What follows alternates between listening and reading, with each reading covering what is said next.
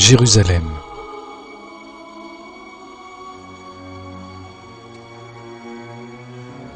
La Sainte Cité où les trois religions abrahamiques se rencontrent.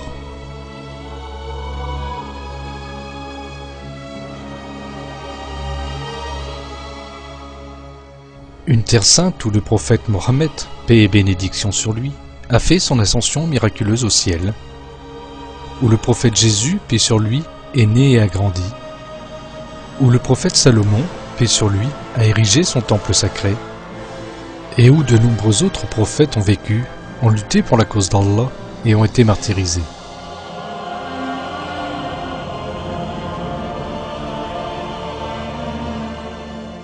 Toutes ces caractéristiques ont fait de Jérusalem et de son alentour un lieu sacré pour les Juifs, les chrétiens ainsi que pour les musulmans.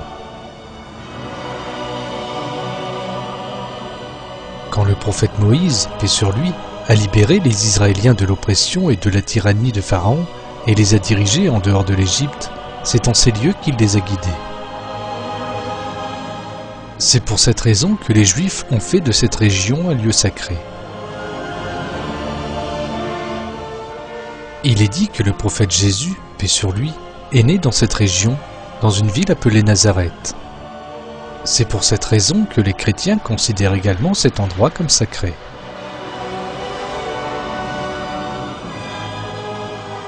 La raison pour laquelle Jérusalem est sacrée pour les musulmans est due à la mosquée Al-Aqsa.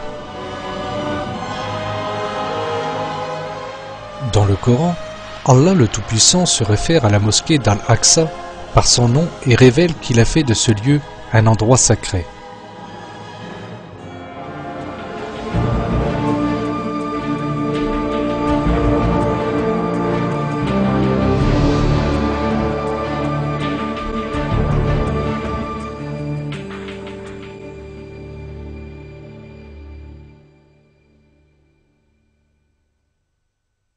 Gloire et pureté à celui qui de nuit fit voyager son serviteur, Mohammed, de la mosquée Al-Haram à la mosquée Al-Aqsa, dont nous avons béni l'alentour, afin de lui faire voir certaines de nos merveilles. C'est lui vraiment qui est l'audient, le clairvoyant.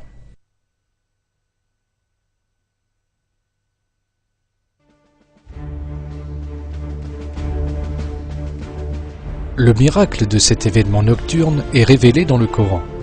En d'autres termes, il s'agit de la nuit où le prophète Mohammed, paix et bénédiction sur lui, fut transporté de la mosquée Al-Haram, qui se situe à la Mecque, vers la mosquée d'Al-Aqsa à Jérusalem durant la même nuit.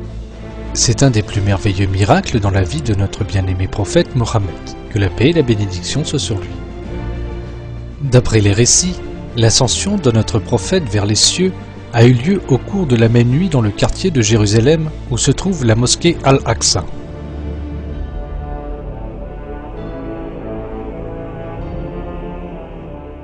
D'après les faits historiques et les interprétations faites par les savants islamiques, le voyage nocturne a eu lieu un an avant l'hégire et est un des plus importants événements dans l'histoire islamique.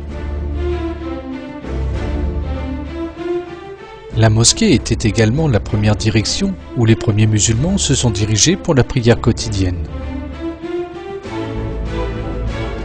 Notre prophète, paix et bénédiction sur lui, et ses compagnons ont fait face à la direction d'Al-Aqsa pour la prière pendant de nombreuses années, jusqu'à ce qu'elle fût remplacée par la Kaaba comme la direction prescrite.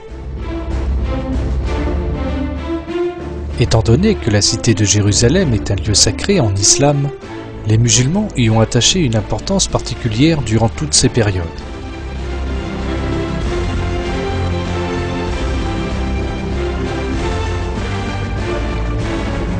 De ce fait, durant l'ère islamique, les musulmans ont de tout temps apporté la paix, la tranquillité, la justice et la tolérance en ces lieux saints.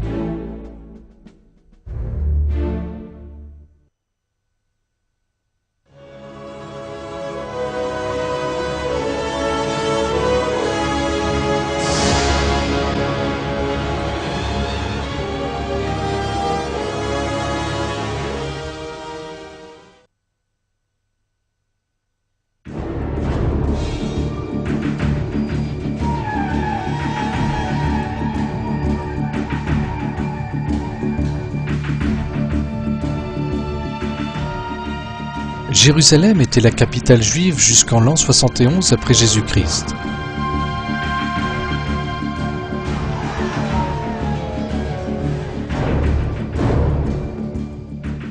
Mais en cette année, les armées romaines ont réalisé une attaque importante sur les Juifs et les ont exilés de la région après une énorme barbarie.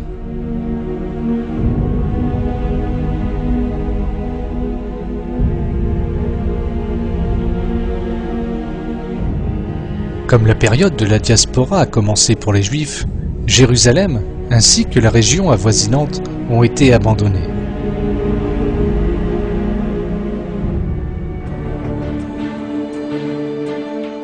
Cependant, après la conversion au christianisme de l'Empire romain pendant le règne de l'empereur Constantin, Jérusalem est de nouveau devenue un foyer d'intérêt. Les catholiques romains ont construit des églises à Jérusalem et ont enlevé l'embargo qui empêchait les Juifs d'habiter la région.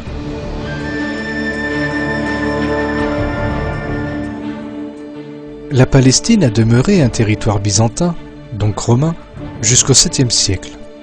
Les Perses ont occupé la région pour une courte durée. Par contre, la Palestine a été restituée au règne byzantin.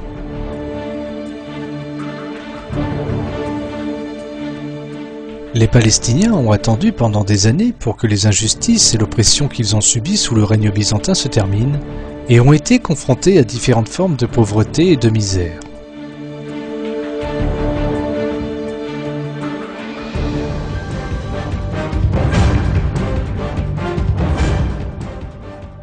Le plus grand tournant dans l'histoire de la Palestine est venu avec la conquête de la région par les armées musulmanes en 637 après Jésus-Christ.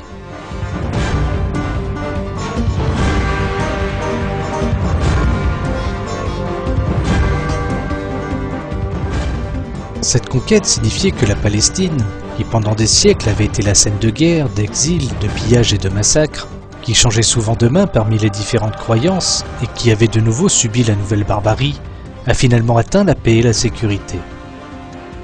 La domination des valeurs morales islamiques était le début d'un âge dans lequel les différentes religions en Palestine pouvaient vivre ensemble en paix.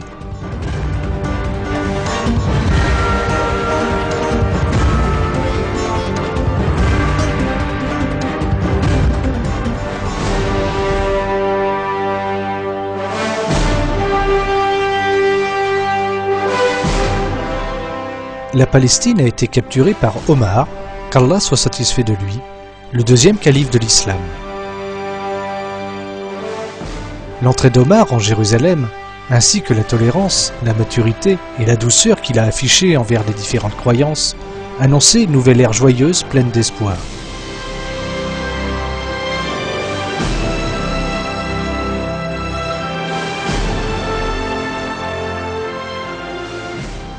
Dans son livre La guerre sainte, l'historienne britannique et experte du Moyen-Orient, Karen Armstrong, décrit la capture de Jérusalem par Omar.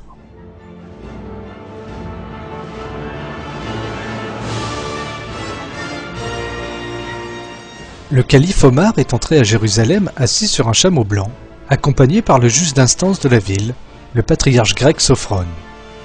Le calife a demandé à visiter tout de suite le mont du Temple, et là, il s'est recueilli dans la prière où son ami Mohammed avait fait son voyage nocturne. Le patriarche a suivi la scène avec stupéfaction. Ensuite, Omar a demandé à voir les hauts lieux chrétiens, et pendant qu'il était dans l'église du Saint-Sépulcre, l'heure de la prière musulmane est arrivée. Courtoisement, le patriarche l'a invité à prier où il était, mais Omar a respectueusement refusé. Il a expliqué que s'il se recueillait en cet endroit pour prier, les musulmans voudraient commémorer l'événement en érigeant une mosquée à cet endroit, et cela signifiait qu'ils démoliraient le Saint-Sépulcre. Omar choisit donc de prier à proximité de l'église, en face du Saint-Sépulcre. Et comme il l'avait pressenti, suite à cet événement, les musulmans bâtirent une petite mosquée à cet endroit, dévouée en son nom, et cette mosquée existe encore à ce jour. La mosquée d'Omar fut érigée sur le mont du Temple pour marquer la conquête des musulmans, ensemble avec la mosquée Al-Aqsa, qui, elle, commémore la visite nocturne du bien-aimé prophète Mohammed, que la paix et la bénédiction soient sur lui. Durant des années, les chrétiens ont utilisé les ruines juives comme un lieu d'abandon des ordures. Le calife aida les musulmans à nettoyer les ordures avec ses propres mains, et c'est en ce lieu que les musulmans érigèrent les 2 mosquées afin d'établir l'islam dans la 3e plus grande cité du monde islamique.